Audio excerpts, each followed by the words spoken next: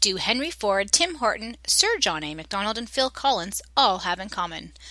They, along with many other notable figures throughout history, have aligned themselves with the age-old fraternity known as Freemasons.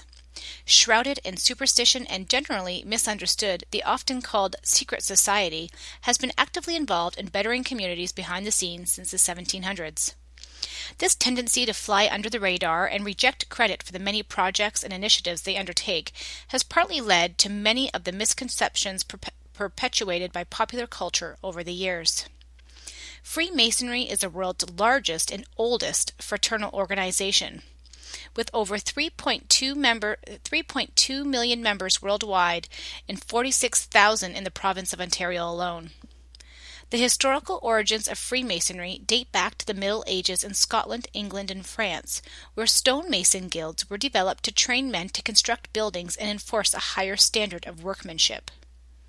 In the 17th century, there was a decline in the rate at which cathedrals were constructed, which led to many of the stonemason guilds to begin accepting members who were not masons. These members were called speculative or accepted masons. From there, membership grew and the focus of the organization shifted.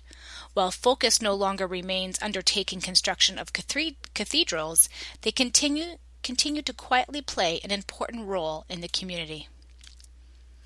The first mention of Freemasonry in Oshawa was prior to 1850. The village of Oshawa at the time did not have a lodge of their own. Unity Lodge held its first meeting in Whitby on January 9, 1826. This lodge was home to members from various surrounding communities, including Oshawa. The lodge met frequently in either Whitby or Pickering until 1842, when the lodge split by dissension into two groups, which continued to meet separately in Whitby on the regular night. One of the groups moved to Pickering and the other moved to Oshawa. The Oshawa group met at the Oshawa House, which was the hotel that was operated by Richard Woon and located on the northwest corner of King and Centre Streets. This building still exists today.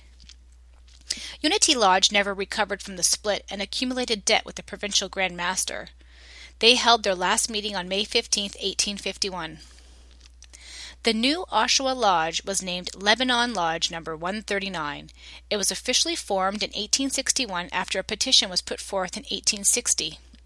Lieutenant Colonel Silas B. Fairbanks was its first worshipful master, and their first meeting was held at the Sons of Temperance Hall, located on the west side of Simcoe Street South between John and Lloyd Streets. The lodge slowly grew under the leadership of Fairbanks. In 1864, he was installed as a worshipful master for the third term and oversaw its first initiation of Mr. Patrick Duffy. As with many organizations, disagreements led to a division and the creation of another lodge in 1872 when Cedar Lodge was formed. The first initiate of Cedar Lodge to be elected was Worshipful Master Brother Alex Mackey. In 1894, the very worshipful Brother R.S. McLaughlin was initiated. His father, Robert McLaughlin, was also a member of Cedar Lodge. George McLaughlin was initiated in 1897, the same year of the Diamond Jubilee. By the 1920s, local Masons were finding their meeting accommodations inadequate. This led to the creation of the Oshawa Temple Building Limited, with Right Worshipful Brother George Hart as president.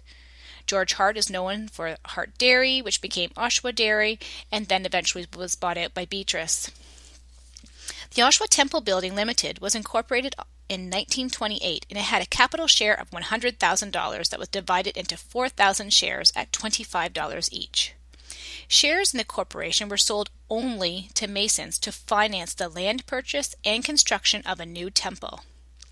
A meeting of the lodge members was held on November 2, 1927, and on December 14th it was agreed the corporation would negotiate the purchase of the Center and Metcalf parcel, where the home of the Lick and Hinkson families once stood. On April 10, 1928, the deed was issued for the lot that was purchased from Julia Hinkson by Oshawa Temple Building Limited. The home was demolished in June of 1928. Oshawa architect C.C. Steinhaus was retained to draw the plans for the new temple. The construction of the building was awarded to the local firm W.J. Trick Company Limited.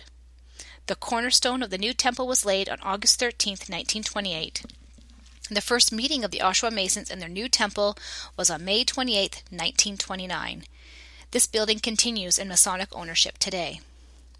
Like the fraternity, Masonic buildings are shrouded in antiquity and symbolism. The identification of a Masonic building as a temple is largely because of the prominence of King Solomon's temple in the ritual.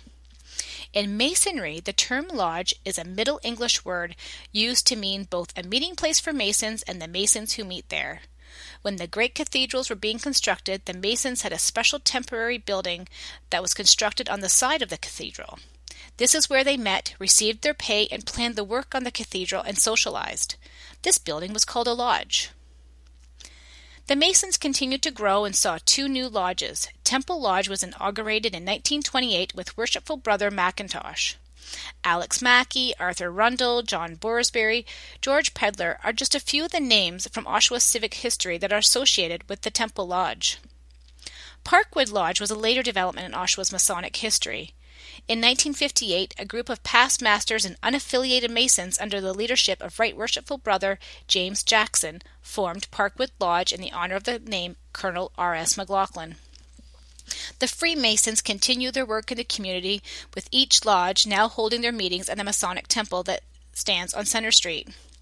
For more information on the Freemasons in Oshawa, visit the Oshawa Museum and enjoy our latest exhibition, Freemasonry, a History Hidden in Plain Sight, that has traveled to us from Bruce County Museum and will be on display until August 31st, 2016. Thank you very much.